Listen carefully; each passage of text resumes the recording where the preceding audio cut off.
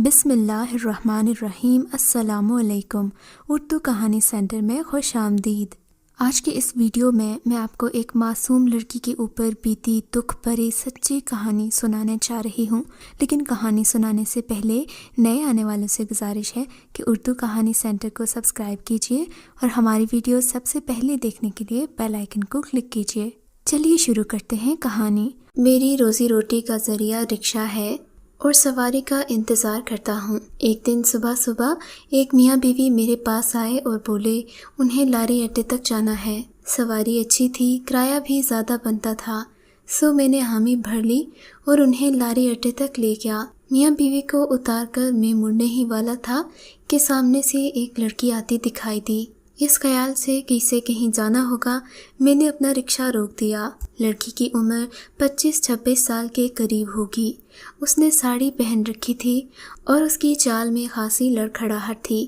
حسب توقع وہ میرے قریب آ کر رک گئی، بنا کچھ کہے رکشے میں بیٹھ گئی اور مجھے چلنے کا کہا۔ میں نے بھی سوچا شاید مین روڈ تک جانا ہوگا، سو میں نے رکشہ سٹارٹ کر دیا۔ راستہ بھر میں اسے شیشے میں دیکھتا رہا۔ اس نے ماتھے پر ٹیکا لگا رکھا تھا، جس سے صاف ظاہر تھا کہ وہ ہندو مذہب سے تعلق رکھتی ہے۔ تھوڑی ہی دیر میں ہم لاری اڈے کے رش سے دور آ گئے۔ میں نے رکشہ روکے بنا ہی اس سے پوچھا، محترمہ آپ کو کہاں جانا ہے؟ حیرت انگیز طور پر اس نے کوئی جواب نہ دیا، بلکہ ہاتھوں میں پکڑی گٹری کو سینے سے لگا کر بیٹھ گئی۔ یہ اس کا واحد سامان تھا جو میں نے اس کے پاس دیکھا تھا۔ میں نے جب سوال دہرایا تو بولی آگے لے چلیں۔ مجھے لگا شاید اس شہر میں نئی آئی ہے، اسی لیے جگہوں کا پتہ نہیں ہے، شاید جگہ دیکھ کر اسے یاد آ جائے، سو میں رکشہ لے کر چلتا رہا، یہاں تک کہ مین روڈ بھی ختم ہو گیا۔ میں نے اس سے دوبارہ پوچھا، محترمہ آپ نے بتایا نہیں، آپ نے کہاں اترنا ہے؟ اس نے کھنکھار کر گلا صاف کیا اور بولی، جی صاحب کسی بھی مسلمان بستی میں اتار دو۔ ارے محترمہ یہاں سارے ہی مسلمان ہیں، آپ کو بتائیے جانا کہاں ہے، جگہ کا نام کیا ہے؟ کیا آپ کے پاس کوئی پتہ وغیرہ ہے؟ اگر لکھا ہوا ہے تو مجھے دکھا دیں، میں آپ کو وہاں چھوڑ دیتا ہوں۔ میں نے کہا تو وہ گھبرا کر بولی، مجھے کہیں نہیں جانا، جہاں آپ کا دل کرے چھوڑ دیں۔ اس کے جواب پر میں بھی بوکھلا گیا، بھلا یہ کیا بات ہوئی؟ اگر منزل کا نہیں پتہ تھا تو سفر کیوں کر رہی تھی؟ میں نے تھوڑا غصہ کیا تو وہ رونے لگ گئی۔ اس کے رونے سے میرا دل بسیج گیا۔ میں نے پیچھے مڑ کر دیکھا تو میرے دل کی دھڑکنیں بے ترتیب ہونے لگی۔ وہ کسی پھول کی طرح تر و تازہ تھی اور آنکھوں میں ہرنی جیسی معصومیت تھی۔ میں نے کہا، دیکھیں میرا یہ مطلب نہیں تھا، آپ جو بھی جگہ کہیں گی بغیر کرائے کے میں آپ کو وہاں پہنچا دوں گا، آپ مجھے آرام سے تسلی سے جگہ بتا دیجیے۔ وہ تقریباً روتے ہوئے بولی، میرا کوئی ٹھکانہ نہیں ہے، نہ ہی میرا اس دنیا میں کوئی وارث ہے، آپ مجھے اپنے ساتھ لے چلو، مجھے گھر میں بے شک نوکرانی بنا کر رکھ لو، میں صرف 2 وقت کی روٹی کھاؤں گی اور آپ سے کوئی تقاضا بھی نہیں کروں گی۔ اس نے کچھ اس انداز سے کہا جیسے میں کسی ریاست کا بادشاہ ہوں اور وہ کوئی کنیز ہے۔ آپ کو بتاتا چلوں کہ میں ایک پاؤں سے لنگڑا تھا، سو میں نے لکڑی کی ٹانگ لگوا لی تھی اور اسی کے سہارے رکشہ چلاتا تھا، جبکہ گاؤں میں مجھے کوئی رشتہ دینے پر تیار نہ تھا۔ وجہ ایک تو میرا لنگڑا پن تھا اور دوسرا یہ کہ میں کوئی اور کام نہیں کر سکتا تھا۔ ظاہر ہے ایسے میں کون اپنی بیٹی کا ہاتھ مجھے دیتا۔ میں نے ایک لمحے کو سوچا اور پھر لڑکی سے کہا، ٹھیک ہے مجھے کوئی مسئلہ نہیں، میں تم سے شادی کرنے کو تیار ہوں، تم بتاؤ تم کب شادی کرو گی؟ کہو تو ابھی لے چلوں، اگر نہیں تو کچھ دن دارالامان میں رہ لو، اپنی طرف سے اطمینان کر لو، پھر شادی کے لیے دل راضی ہوا تو مجھے بتا دینا۔ یہ سن کر اس کی آنکھوں میں چمک سی آ گئی، بولی، آپ بہت اچھے ہیں صاحب، مجھے اور کیا چاہیے، آپ مجھ سے شادی کر لو، میں ابھی شادی کرنے کو تیار ہوں۔ مجھے اس کی معصومیت پر بے اختیار ہنسی آ گئی۔ میں نے دل میں سوچا، اگر یہ چند منٹوں میں مجھے اتنی ساری مسکراہٹیں دے سکتی ہے تو میری زندگی کو کتنا خوشگوار بنا دے گی۔ سو میں نے اپنے ایک وکیل دوست کو فون کیا، اسے ساری صورتحال سے آگاہ کیا اور کہا کہ میں ابھی اس سے نکاح کرنا چاہتا ہوں۔ اس نے مجھے سوچ بچار کا مشورہ دیا، جسے میں نے تحمل سے سنا اور کہا، میں آپ کی بات سے اتفاق کرتا ہوں، مگر میرا دل کہہ رہا ہے کہ یہ لڑکی معصوم ہے۔ خیر ان کا کام تھا سمجھانا، سو انہوں نے سمجھا دیا۔ مجھے کہا کہ میں اس لڑکی کو لے کر کچہری آ جاؤں، ابھی تک میں نے اس کا نام نہیں پوچھا تھا۔ آصف بھائی سے بات کرنے کے بعد میں نے اس سے نام پوچھا تو اس نے اپنا نام کرن بتایا۔ اس کا نام بھی اس کی طرح خوبصورت تھا۔ میں نے رکشہ مین روڈ سے کچہری کی طرف موڑا اور 10 منٹ میں کچہری پہنچ گیا۔ اپنے دوست کے چیمبر پر پہنچا تو سب سے پہلے اس نے مجھے مٹھائی کی فرمائش کی، جسے میں نے نکاح تک مشروط کر دیا۔ پھر اسے بتایا کہ میں اس لڑکے سے نکاح کرنا چاہتا ہوں۔ وہ مجھے اپنے آفس لے گیا، کچھ ضروری انتظامات کیے، چائے پانی کا بندوبست کیا، اپنے چند دوستوں کو بھی مدعو کیا، ساتھ ہی نکاح خواں اور نکاح والے رجسٹر کا بھی بندوبست کیا گیا۔ آصف بھائی کے آفس میں ان کے 3-4 دوست بیٹھے تھے۔ میرا شدت سے جی چاہا کہ کرن کے پاس کوئی چادر وغیرہ ہوتی تو وہ سر ڈھانپ کر بیٹھتی، مگر اس نے ساڑی پہن رکھی تھی اور اس کی لمبی چٹیاں کمر پر لہرا رہی تھی۔ خیر میں نے جیسے تیسے برداشت کیا۔ نکاح کے وقت پتہ چلا کہ کرن نے ابھی اسلام قبول کیا ہے۔ وہ 2-3 دن پہلے مسلمان ہوئی ہے اور ابھی تک اسے نماز روزے کا نہیں پتہ۔ خیر مجھے کوئی خاص حیرت نہیں ہوئی، کیونکہ اپنے حلیے سے وہ غیر مذہبی لگتی تھی۔ آصف بھائی نے اس سے ایک اور سوال کیا کہ وہ کنواری ہے یا نہیں، تو اس سوال پر اس نے چپ سادھ لی۔ آصف بھائی نے اسے اس کی شرم و حیا سے تعبیر کیا اور خانہ خود ہی پر کر دیا۔ خیر باقی معاملات کے بعد ہمارا نکاح ہو گیا۔ ہم میاں بیوی کے بندھن میں بندھ گئے۔ اس لمحے مجھے لگا جیسے اچانک میری اہمیت سب کی نظروں میں بڑھ گئی ہو۔ گاؤں کے جو لوگ کہتے تھے کہ مجھے کوئی بھی اپنی لڑکی نہیں دے گا، جب وہ میرے ساتھ کرن کو دیکھیں گے تو لازمی حیران ہوں گے۔ میں نے سوچ لیا کہ میں اگلے ہی دن رکشے سے چھٹی کروں گا اور اسے اپنے گاؤں لے کر جاؤں گا، اپنے رشتہ داروں سے ملواؤں گا اور ثابت کر دوں گا کہ میرے نصیب میں بھی اللہ نے مجھ سے خوبصورت عورت لکھی تھی، جو شکل و صورت کے اعتبار سے لاکھوں میں ایک تھی۔ نکاح کے بعد کے جذبات ہی اور ہوتے ہیں۔ مجھے کرن سے یکدم محبت محسوس ہونے لگی۔ میں نے اسے بازار سے ایک شال بھی لے کر دی اور اسے رکشے میں بٹھا کر اپنے گھر لے آیا۔ گھر آ کر میں نے اسے اپنے ہاتھوں سے چائے بنا کر پلائی۔ چائے پی کر وہ تازہ دم ہو گئی۔ اگرچہ میں بھی تھکا ہوا تھا، مگر شادی کی خوشی اتنی تھی کہ میں اپنی تھکاوٹ بھول گیا۔ میں نے اسے کہا، تم یہیں بیٹھو، میں تمہارے لیے کپڑوں کا جوڑا لے کر آتا ہوں۔ پتہ نہیں کیوں وہ مجھے ان کپڑوں میں اچھی نہیں لگتی تھی۔ میں فٹافٹ بازار گیا۔ جمع پونجی کا تقریباً 50% حصہ میں نے کرن کے لیے کپڑے خریدنے اور کھانے پینے کی چیزوں پر لگا دیا۔ چیزیں لے کر گھر آیا تو وہ میری منتظر بیٹھی تھی۔ میں نے اسے کپڑے دیے اور کہا کہ ہاتھ منہ دھو کر آ جاؤ، تب تک میں کھانا وغیرہ لگاتا ہوں۔ اس نے ہاں میں سر ہلا دیا اور کپڑے لے کر نہانے چلی گئی۔ نہا کر نکلی تو اس کا روپ نکھر گیا۔ میں تو اسے دیکھتا ہی رہ گیا۔ وہ پہلے سے بھی کئی زیادہ حسین ہو گئی تھی۔ اس کی شہد جیسی نکھرتی رنگت، گلابی ہونٹ اور لمبے گھنے بال کسی کو بھی اپنا دیوانہ بنا دیں۔ میں نے اسے نظر بھر کر دیکھا تو وہ شرما گئی۔ مجھے لگ رہا تھا جیسے کسی فقیر کو پرستان کی پری مل گئی ہو۔ میں نے اسے اپنے ہاتھوں سے کھانا کھلایا اور اپنی محبت کی گرمجوشی دکھائی تو وہ بھی کافی خوش نظر آنے لگی۔ اب اس کی گھبراہٹ میں کچھ کمی ہو گئی تھی۔ مجھے تو سمجھ میں نہیں آ رہا تھا کہ 2 گھنٹے میں میری زندگی اتنی بدل کیسے گئی۔ ایسا لگتا تھا میں کوئی حسین خواب دیکھ رہا ہوں۔ میرا کمرہ جس میں میں اکیلا رہتا تھا، اس کمرے میں میرا ہم سفر بھی آ گیا تھا۔ اس دن اس کی رفاقت پا کر مجھے لگتا تھا جیسے میں نے دنیا کی سب سے بڑی خوشی حاصل کر لی ہو۔ ہماری راتیں اور ہمارے دن خوشیوں کے خمار میں ڈوبے ہوئے تھے۔ میں نے کرن کا نام مریم رکھ دیا تھا۔ میں جب بھی اس کے خاندان کا پوچھتا، وہ یا تو ٹال دیتی یا ایسے تاثرات دیتی کہ میں دوبارہ پوچھنے کی جرت ہی نہ کرتا۔ میں اسے ابھی بے چین یا پریشان نہیں کرنا چاہتا تھا، سو میں نے بھی زیادہ اصرار نہیں کیا۔ میں ماضی اور مستقبل سے زیادہ حال میں رہنے والا انسان ہوں، چیزوں کے بارے میں زیادہ سوچتا نہیں ہوں، سو میں نے ہم دونوں کے رشتے پر خاصی توجہ دی۔ ایک دن میں مریم کو گھمانے پھرانے نزدیکی پارک لے گیا۔ اس نے بتایا تھا کہ اس کا تعلق غیر مذہبی قبائل سے ہے، جہاں عجیب و غریب رسوم و رواج ہیں۔ وہ بہت کم ہی اپنی بستی سے باہر گئی تھی، سو اس نے اس شہر کو بھی نہیں دیکھا تھا، لہٰذا میں اس کا دل بہلانے پارک میں لے کر گیا۔ وہ وہاں جا کر بہت خوش ہوئی۔ اسے یہ چیزیں پہلی بار دیکھی تھیں۔ میں نے اسے مختلف جھولے بھی دکھائے، مگر وہ جھولے پر بیٹھنے سے ڈر رہی تھی۔ پارک میں گھومنے پھرنے کے بعد ہم ایک ڈھابے پر بیٹھے ہوئے تھے کہ ایک آدمی ہمیں بار بار گھور رہا تھا۔ میں نے دیکھا اس کی دلچسپی مجھ سے زیادہ مریم میں تھی۔ خیر، میں لڑنے جھگڑنے کا قائل نہیں تھا، شہروں میں یہ باتیں عام ہوتی ہیں، مگر اب اس کا گھورنا ناقابل برداشت ہوتا جا رہا تھا اور اس کی حرکتیں بھی پہلے سے زیادہ مشکوک ہو گئی تھیں۔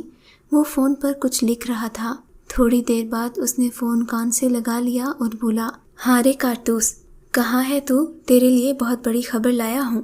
یہ کہہ کر اس نے اسے نزدیکی اسٹیشن پر ملنے کا کہا اور فون بند کر دیا۔ اب اس نے ہماری طرف دیکھنا بند کر دیا اور ڈھابے سے نکل گیا۔ مریم ان باتوں سے بے خبر تھی، مگر میں تھوڑا سا پریشان ہو گیا تھا، نہ جانے ان لوگوں کی کیا نیت تھی۔ خیر، ہم نے جلدی سے کھانا کھایا۔ میں اسے لے کر ڈھابے سے باہر آ گیا اور اپنے گھر کی طرف چل دیا۔ راستے میں نے محسوس کیا کہ کوئی ہم دونوں کا تعاقب کر رہا تھا، مگر جو ہی میں پیچھے مڑ کر دیکھتا مجھے سب کچھ ہی نارمل لگتا۔ میں سمجھ میں نہیں پایا کہ کون میرا تعاقب کر رہا ہے۔ ہم تقریباً 1 گھنٹے میں اپنے گھر پہنچ گئے۔ گھر پہنچے تو مغرب کی اذان ہو رہی تھی۔ میں نے نماز ادا کرنی تھی، سو مریم کو گھر میں ہی چھوڑ کر خود مسجد چلا گیا۔ اسے سختی سے ہدایت کی کہ کوئی بھی آئے تو دروازہ مت کھولنا، اور اگر میرا بھی کہے تو اسے کہہ دینا کہ میں مسجد نماز پڑھنے گیا ہوں۔ تقریباً آدھے گھنٹے بعد میں نماز پڑھ کر گھر واپس آیا تو مریم سخت گھبرائی ہوئی تھی، بلکہ اس نے تو باقاعدہ رونا شروع کر دیا۔ میرے پوچھنے پر اس نے بتایا کہ میرے جانے کے بعد کوئی زور زور سے دروازہ کھٹکھٹا رہا تھا، اتنی زور سے کہ جیسے دروازہ توڑ کر اندر آنا چاہتا ہو۔ پھر شاید محلے کے کسی آدمی نے بتایا ہوگا تو دروازہ کھٹکھٹانا بند کر دیا۔ میں نے اسے تسلی دی اور کہا شاید کوئی بچہ ڈرانے کی کوشش کر رہا ہوگا یا پھر میرا کوئی جاننے والا ہوگا۔ میں پہلے چھڑا تھا، سو میرے دوست کوئی لحاظ وغیرہ نہیں کرتے تھے، یقیناً انہی میں سے کوئی ہوگا۔ میں نے ساتھ والوں سے پوچھا تو انہوں نے بتایا کہ میرے جانے کے بعد 2 لوگ آئے تھے، ان کو محلے میں پہلے کبھی نہیں دیکھا گیا، سو محلے والوں نے انہیں نکال باہر کیا۔ یہ سن کر میرا ماتھا ٹھنکا، آخر وہ لوگ کون تھے اور ہم سے کیا چاہتے تھے؟ اگلی صبح جمعہ تھا، سو میں گھر پر ہی تھا، کیونکہ جمعے والے دن میں رکشہ نہیں چلاتا تھا۔ میری دلہن کو آئے ہوئے ابھی 1 مہینہ بھی نہیں ہوا تھا، سو میں ناشتہ باہر سے ہی لاتا تھا۔ اس دن بھی میں حلوہ پوری لینے باہر گیا، واپسی پر آیا تو دروازے پر 2 لوگ کھڑے تھے اور مسلسل دروازہ بجا رہے تھے۔ میں نے پوچھا تم لوگ کون ہو؟ تو بفر گئے، بولے تو نے ہماری چھوری اس گھر میں رکھی ہے۔ میں حیران ہو گیا اور پوچھا تمہاری کون سی چھوری؟ میرے گھر میں صرف میری بیوی ہے اور اس کا نام مریم ہے۔ ارے ہم سب جانتے ہیں وہ ہماری بیوی ہے، تم نے اسے جبراً یہاں رکھا ہوا ہے، ہم تمہاری چمڑی ادھیڑ کر رکھ دیں گے، ابھی دروازہ کھولو اور اسے ہمارے حوالے کرو۔ ان لوگوں کا حلیہ بھی عورتوں جیسا تھا، سر پر چوٹیاں باندھی ہوئی تھیں اور گلے میں عجیب و غریب پٹے ڈالے ہوئے تھے۔ میں نے ان کی بدماشی دیکھی تو مجھے بھی غصہ آ گیا۔ میں نے حلوہ پوری سائڈ پر رکھی اور بازو چڑھا کر بولا ہمت ہے تو لے جا کر دکھاؤ میری بیوی کو، یہ میرا محلہ ہے، سب لوگ یہاں مجھے جانتے ہیں، اگر زیادہ چون چراں کی تو ایسا پٹواؤں گا کہ واپس اپنی ٹانگوں سے نہیں جاؤ گے۔ میرا یہ کہنا تھا کہ اس شخص نے مجھے گریبان سے پکڑ لیا اور بولا تمہاری یہ ہمت، شاید تم مجھے جانتے نہیں ہو، میرا نام کارتوس ہے اور میرے نام سے بڑے بڑے لوگ کانپتے ہیں۔ ہاں ہاں، بنا بندوق کے کارتوس، مجھے بھی تم سے کوئی ڈر نہیں ہے، جو کرنا ہے کر لو، میں تم سے ڈرتا نہیں ہوں۔ ہماری لڑائی اور شور سن کر محلے کے لوگ بھی جمع ہو گئے تھے۔ یہ لوگ دنگا فساد مچا رہے تھے، سو کسی نے پولیس کو خبر کر دی۔ تھوڑی ہی دیر میں پولیس ہمارے دروازے تک آ گئی۔ مجھے بہت عجیب لگ رہا تھا، مگر ان لوگوں کا کوئی اور حل بھی نہیں تھا۔ پولیس کے آتے ہی یہ لوگ ڈر گئے اور بھاگنے لگے، مگر پولیس نے دھر لیا اور پوچھا تم لوگ اس شریف آدمی کو کیوں تنگ کر رہے تھے؟ محلے والوں نے بھی میری حمایت کی، جس پر ان لوگوں نے بتایا کہ میں نے ان کے قبیلے کی عورت کو اپنے گھر میں جبراً قید کیا ہوا ہے، حالانکہ وہ ان کے خاندان میں بیاہ ہی جا چکی ہے۔ پولیس والوں نے یہ سنا تو اپنی لیڈی کانسٹیبل کو بھی ساتھ لے آئے اور گھر کی تلاشی لینے کو کہا۔ مریم اس سب سے بہت خوفزدہ ہو چکی تھی اور خوف سے تھر تھر کانپ رہی تھی۔ اس نے پولیس کے سامنے بیان دیا کہ میں اس شخص کی بیوی ہوں۔ میں نے پولیس کو اپنا نکاح نامہ بھی دکھا دیا۔ پولیس کو یقین دلانے میں کامیاب ہو گیا تو پولیس ان لوگوں کو اپنے ساتھ تھانے لے گئی۔ ان کے جانے کے بعد کچھ سکون ہوا تو میرے حواس بحال ہوئے۔ میں سوچ میں پڑ گیا کہ آخر یہ لوگ کون تھے اور بلا وجہ تو نہیں آئے ہوں گے، ضرور یہ مریم کو جانتے ہوں گے۔ اور پھر کل جب ہم ڈھابے میں بیٹھے تھے تو وہ شخص گھور گھور کر مریم کو دیکھ رہا تھا۔ اس نے فون پر بھی کارتوس نامی بندے کا ذکر کیا تھا، جبکہ اس شخص نے بھی اپنا یہی عجیب نام بتایا تھا۔ خیر، میں نے دروازہ بند کیا تو دیکھا مریم رو رہی تھی۔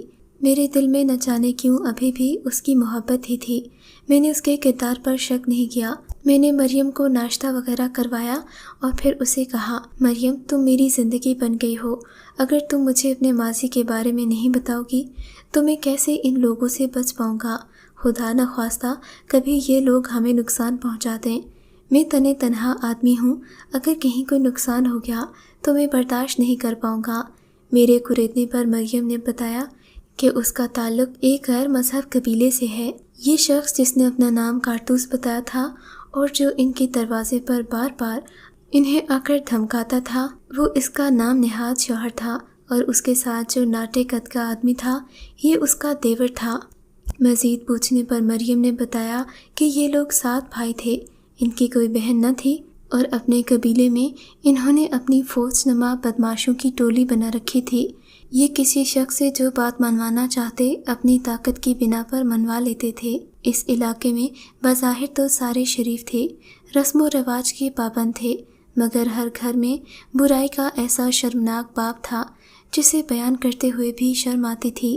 گاؤں میں سونے اور چاندی کے بغیر کوئی شادی نہیں ہوتی تھی۔ آنے والی دلہن کو سونے میں لاد دیا جاتا تھا اور اس کے لیے بے تحاشا انتظامات کیے جاتے تھے۔ بعض اوقات لوگوں کی ساری جمع پونجی ایک ہی شادی پر ضائع ہو جاتی تھی، جبکہ سونے چاندی کے بغیر کسی عورت کی شادی توہین سمجھی جاتی تھی، مگر شادی کے بعد جو کچھ ہوتا تھا اس سے معاشرے کو کوئی سروکار نہیں تھا۔ آج سے 6 مہینے پہلے میری بھی شادی ہوئی تھی۔ مجھے سونے اور چاندی میں تول دیا گیا۔ میرے ماں باپ کو بھاری نقد رقم بھی پیش کی گئی اور یوں میں بھیا کر کارتوس کے گھر آ گئی۔ کارتوس کی ہیبت سے سارا علاقہ ڈرتا تھا۔ اس کے 6 بھائی اور بھی تھے اور شاید یہی وجہ تھی کہ وہ اپنی طاقت پر خاصا اتراتے تھے۔ شادی والے دن گھر میں کوئی عورت نہ پا کر مجھے عجیب سی الجھن ہوئی۔ اس کے باقی بھائی بھی مجھے مذاق میں چھیڑ چھاڑ کرنے لگے، جو مجھے بہت ناگوار گزری۔ میں اپنے علاقے کی روایات سے واقف تھی اور مجھ پر یہ لازم تھا کہ میں اپنے دیور اور جیٹھوں کی بھی خدمت کروں، بلکہ ان کی تسکین کا بھی ذریعہ بنوں، لیکن نہ جانے کیوں میرا دل یہ گوارا نہیں کرتا تھا۔ مجھے ان کی باتیں بہت ناگوار گزر رہی تھیں۔ اس دن اذیتوں کا ایک نیا سلسلہ شروع ہو گیا جو ختم ہونے کا نام ہی نہیں لے رہا تھا۔ میں ان لوگوں کے گھر ایک کھلونا بن گئی تھی۔ میں سارا دن ان لوگوں کی روٹیاں بناتی رہتی تھی، کوئی ہل کر پانی بھی نہ پیتا اور سب کی خدمت مجھ پر فرض ہو گئی۔ سارا دن کام کی تھکن اور پھر اذیت ناک راتیں میرے لیے کسی عذاب سے کم نہیں تھیں۔ مجھے لگتا تھا کہ میں کوئی بھیڑ بکری ہوں جسے ماں باپ نے کھونٹے سے باندھ دیا ہے۔ حیرت کی بات یہ تھی کہ یہ سب بھائی مجھے دن کے اجالے میں بھابھی کہتے تھے۔ قبیلے والوں کے سامنے بڑے مہذب تھے، مگر اب ان کی حقیقت میں جان گئی تھی۔ میں نے پڑوس میں رہنے والی ایک بوڑھی عورت پر بھروسہ کر کے اسے اشاروں کنایوں میں یہ باتیں بتانے کی کوشش کی تو وہ بولی، میرے 3 دیور اور 2 جیٹھ تھے، میں نے تو کبھی اعتراض نہیں کیا کہ کون میرا شوہر ہے۔ تم نئی نسل کی لڑکیوں کو نہ جانے کیا ہوا ہے، اپنا اپنا شوہر کیوں کرتی ہو؟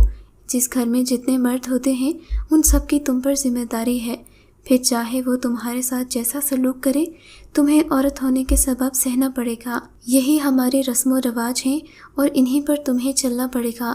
ابھی تم نے باہر کی دنیا دیکھی نہیں ہے، وہ دنیا اس سے بھی بری ہے۔ میں نے دیالی کی باتیں سنی تو مجھے سخت حیرت کا جھٹکا لگا، تو گویا یہ جرم اور یہ برائی ہر گھر میں خاموشی سے جاری تھی، شاید اس لیے کہ لوگ شادیوں پر زیادہ خرچہ نہیں کرنا چاہتے تھے۔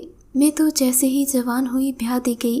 مجھے ان باتوں کا علم نہیں تھا، مگر شاید میرے اندر ایک پاک روح تھی جس نے کبھی بھی اس گندگی کو قبول نہیں کیا۔ میں نے اپنی بستی سے بھاگنے کا فیصلہ کر لیا، مگر مجھے اپنی منزل کا نہیں پتہ تھا۔ بستی سے تھوڑی دور آ کر لاری اڈا تھا جس میں بسیں کھڑی تھیں۔ میں یوں ہی ایک بس میں چڑھ کر بیٹھ گئی۔ مجھے نہیں پتہ تھا کہ میں کہاں جاؤں گی، بس ایک خوف نے دل میں جگہ بنائے رکھی تھی۔ بس کا سفر خاصا لمبا تھا۔ मैं भी इत्मीनान से बैठ गई कि कम से कम अपनी बस्ती से तो दूर निकल आऊंगी। उसी बस्ती में एक नौजवान जोड़ा बैठा हुआ था। आदमी के चेहरे पर दाढ़ी थी जबकि औरत ने बुर्का और रखा था। मैं उन्हें हसरत से देख रही थी। मैंने देखा सामने वाली सीट पर बैठा एक शख्स दिलजमी से उस बुर्के वाली औरत को देख रहा था। बुर्का पोश लड़की के मर्द की नज़र जब उस आदमी पर पड़ी तो वो गुस्से से पागल हो गया। उसने उसे बेनकद सुना दी और बस का सारा अमला उसी पर चढ़ दौड़ा। कंडक्टर ने भी उसकी खासी सरजनिश की और उसे बस से बाहर निकाल दिया। ये देखकर मैं बहुत हैरान हुई कि क्या कोई मर्द अपनी औरत की इतनी हिफाजत कर सकता है, जबकि हमारे इलाके में इस बात को फ़ख्र की इलामत समझा जाता था कि कोई मर्द किसी औरत में दिलचस्पी ले। ऐसा होता तो औरत का मालिक उस औरत को कुछ अरसे के लिए पैसों के इवज़ उसके हवाले भी कर देता। मेरे लिए उस आदमी का ये रवैया उम्मीद की किरण थी। मुझे मालूम करने पर पता चला कि ये मुसलमान हैं। मैंने उसी दम फैसला कर लिया कि शादी करूंगी तो किसी मुसलमान मर्द से जो अपनी औरतों की इतनी हिफाजत करते हैं। तभी जब मैं आपके रिक्शे पर बैठी थी तो मैंने कहा था किसी मुसलमान बस्ती में मुझे उतार दें, और फिर जब आपसे मिली तो मुझे लगा कि आप वाकई शरीफ इंसान हैं। और यकीन मानिए, आपने कारतूस से जो कल लड़ाई की, मेरे लिए उससे बड़ी कोई बात नहीं। मुझे तहफ़्फ़ुज़ का ऐसा एहसास हुआ कि मैं आपकी ग़ुलाम बन गई हूँ। उम्र भर आपको अपने सर का ताज बनाकर रखूँगी। खुदा के लिए मेरी गलतियों को माफ़ कर दीजिए। मैं कभी आपका एहसान नहीं भूलूंगी। ये कहकर उसने अपना सर मेरे कदमों में रख दिया, मेरे हाथों को चूमने लगी और बेइंतहा रोते हुए बोली, मैं सारी ज़िंदगी तुम्हारे नाम पर जीऊँगी, तुम्हारे नाम पर मरूँगी। कहोगे तो जान भी दे दूँगी, लेकिन खुदा के लिए मुझे खुद से जुदा मत करना। यहाँ आकर इस घर में मुझे जो सुकून मिला है, वो सुकून शायद मुझे मरने के बाद भी नसीब न हो। मेरी आंखों में बेइख्तियार आंसू आ गए। वाकई इस्लाम कितना अजीम मज़हब है, जिसने औरत के हुकूक को इस तरह से बयान किया कि उसके लिए तहफ़्फ़ुज़ और इज़्ज़त यकीनी हो गई। मैंने मरियम को सीने से लगा लिया और उसे यकीन दिलाया कि मैं उसकी सच्चाई की कदर करूँगा, कभी भी उसे नहीं छोड़ूंगा। वो मेरी बीवी है, मेरी इज़्ज़त है और रहेगी। ये सुनकर वो खुशी से निहाल हो गई। उसके बाद मैंने उसे कुरान पाक पढ़ना सिखाया, कलमा शहादत सिखाया और नमाज के उसूल भी सिखाए। अब वो सौम सलात की पाबंद है, अपने माजी को भूल चुकी है। हम भी वो जगह छोड़कर एक नई जगह मुंतकिल हो गए हैं। उसके आने से मेरे नसीब ऐसे खुले हैं कि मैंने 1 से 4 रिक्शे ले लिए हैं। अब मेरी अच्छी खासी आमदन है। रोज़ बरोज़ मेरे रिक्शे बढ़ते ही जा रहे हैं। मुझे यकीन है कि ये सब अल्लाह ने मुझे मरियम के नसीब से अता किया है। अगर मैं उसे धुतकार देता या उसके साथ अच्छा सलूक ना करता तो यकीनन वो बददिल हो जाती और इस मज़हब से भी दूर चली जाती। मैंने उसकी इस्लाम से मोहब्बत को सराहा और उसे ना सिर्फ कबूल किया बल्कि इज़्ज़त की ज़िंदगी भी दी। आज वो मेरे साथ बहुत खुश और मुतमईन है। मैं 2 बच्चों का और 4 रिक्शों का मालिक बन चुका हूँ। अल्लाह हमारी जोड़ी यूं ही सलामत रखे, आमीन।